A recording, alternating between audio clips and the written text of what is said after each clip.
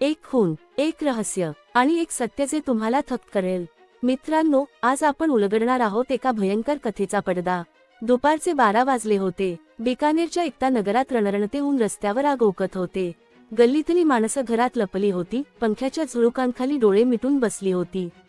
शांतता, पण ही शांतता फसवी होती. एकता नगरच्या एका कोपऱ्यातून धुराचा हलका लोट हवेत तरंगत होता. कोणाच्या तरी घरातून आग भडकली होती आणि त्यासोबतच एका भयंकर कृत्याचा पडदा उघडायला सुरुवात झाली होती. मांगीलाल, एकता नगरात राहणारा साधा माणूस, धावतच मुक्ता प्रसाद पोलीस ठाण्यात पोहोचला. त्याच्या कपड्यांवर घामाचे डाग, चेहरा पांढरा पडलेला आणि डोळ्यात एक भीती, जी पाहून पोलीसही थक्क झाले. साहेब, माझी बायको मारली गेली, तो धापा टाकत ओरडला. मी घरी पोहोचलो तेव्हा सगळं जळत होतं. तिचा मृतदेह, कोणीतरी तिला जाळून टाकलंय. त्याच्या शब्दांतून एक भयंकर चित्र उभं राहिलं. भरदिवसा घरात घुसून एका बाईचा खून आणि मृतदेह जाळून पुरावा नष्ट करण्याचा क्रूर प्रयत्न. पोलिसांना आधी मांगीलालवरच संशय आला, पण त्याच्या हातातली कंपणारी थथर आणि डोळ्यातलं भय खोटं वाटत नव्हतं. मागचा दरवाजा उघडा होता. कोणीतरी आत शिरलं आणि हे सगळं केलं. तो पुटपुटला.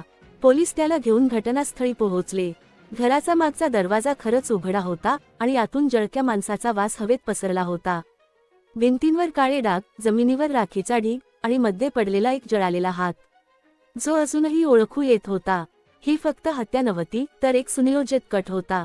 कोणीतरी इतकं क्रूरपणे का मारलं आणि का जाळलं? तपासाला सुरुवात झाली आणि एक एक धागा उलगडत गेला. तसं एक धक्कादायक सत्य समोर येऊ लागलं, जे ऐकून पोलीसही थिजले. बिकानेरच्या एकता नगरात चौधरी कुटुंब राहतं. या घरात 2 सुना, सुमन आणि मनीषा, एकमेकींच्या चुलत बहिणी आणि जावाही होत्या. भावाभावांमध्ये मतभेद झाले आणि कुटुंब वेगळं झालं, पण सुमन आणि मनीषा शेजारीच राहत होत्या, एकमेकांशी जिव्हाळ्याने वागत होत्या. सुमन मोठी होती, मनीषा तिला मान देत असे. पण काही दिवसांपासून सुमन बदलली होती. तिच्या डोळ्यात एक वेगळीच चमक आणि वागण्यात एक रहस्य दिसू लागलं होतं. सुमनच्या आयुष्यात गोपाळ आला. 40शीतला, चुरूमधला बिदासरचा माणूस. त्यांची ओळख कशी झाली हे कोणालाच ठाऊक नव्हतं. पण एक दिवस दुपारची वेळ होती. सुमनचा नवरा परगावी गेला होता. घरात शांतता होती आणि मागच्या दारातून गोपाळ आत शिरला. सुमनने त्याला पाहून हसत हसत दरवाजा लावला. आज का आलास? तिने खट्याळपणे विचारलं. गोपाळने तिच्याजवळ येत तिच्या कमरेवर हात ठेवला. तुझ्याशिवाय राहवलं नाही, तो म्हणाला.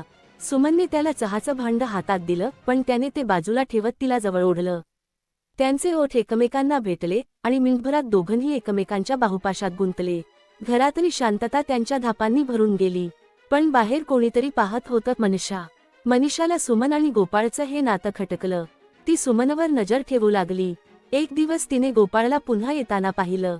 तिच्या मनात संशयाचा वणवा पेटला. ती दबक्या पावलांनी सुमनच्या घरात शिरली आणि आतल्या खोलीतून येणारा आवाज ऐकून ती थिजली. सुमन आणि गोपाळ एकमेकांत हरवले होते.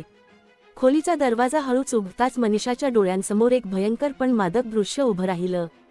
सुमन जमिनीवर पडलेली, तिच्या अंगावरचे कपडे अस्ताव्यस्त आणि गोपाळ तिच्यावर झुकलेला. दोघांच्या शरीरातून घामाच्या धारा वाहत होत्या आणि त्यांचे सुस्कारे खोलीत घुमत होते. मनीषाला पाहून सुमन थिजली, पण गोपाळने तिला शांत केलं. काही बोलू नकोस, तो तिच्या कानात कुजबुजला आणि सुमनने घाबरत मान डोलवली. मनीषा तिथून निघून गेली, पण तिच्या मनात राग आणि संशयाचा ज्वालामुखी उसळला. मनीषाने सुमनला धमकी दिली, हे बंद कर, नाहीतर सगळ्यांना सांगेन. सुमन घाबरली. तिने गोपाळला सांगितलं आणि दोघांनी एक भयंकर निर्णय घेतला, मनीषाला कायमचं गप्प करायचं. गोपाळने क्राईम वेब सिरीज पाहून एक प्लॅन आखला. खून करायचा, मृतदेह जाळायचा आणि पुरावा नष्ट करायचा. खुनाच्या आधीच्या रात्री सुमन आणि गोपाळ एका हॉटेलात भेटले. गोपाळ तिला म्हणाला, उद्या सगळं संपेल. सुमनने त्याला जवळ ओढत त्याच्या गळ्यात हात घातला. मला तुझ्यावर विश्वास आहे, ती म्हणाली. अंधाऱ्या खोलीत फक्त त्यांच्या श्वासांचा आवाज घुमत होता. गोपाळने तिच्या गालावरून हात फिरवला आणि दोघं एकमेकांत मिसळून गेले. ही त्यांची शेवटची रात्र होती, प्रेमाची आणि कटाची. 7 मार्च, दुपारची वेळ. गोपाळ मनीषाच्या घरी पोहोचला, हातात हातोडा आणि पेट्रोलची बाटली. मला माफ कर, तो तिला गोड बोलून म्हणाला. मनीषा गॅस बंद करायला गेली आणि मागून गोपाळने तिच्या डोक्यावर जोरदार घाव घातला. ती कोसळली. त्याने पेट्रोल ओतलं, काडी पेटवली आणि आग भडकली. तो मागच्या दाराने पसार झाला, तर सुमनने गल्लीत आरडाओरड करत नाटक रचलं. पोलिसांनी तपास सुरू केला. सीसीटीव्ही, मोबाईल डेटा आणि गुप्तचर यंत्रणेच्या मदतीने सुमन आणि गोपाळ अटक झाले. पण एक प्रश्न उरला, मांगीलाल खरंच बेकसूर होता की त्याचाही हात होता?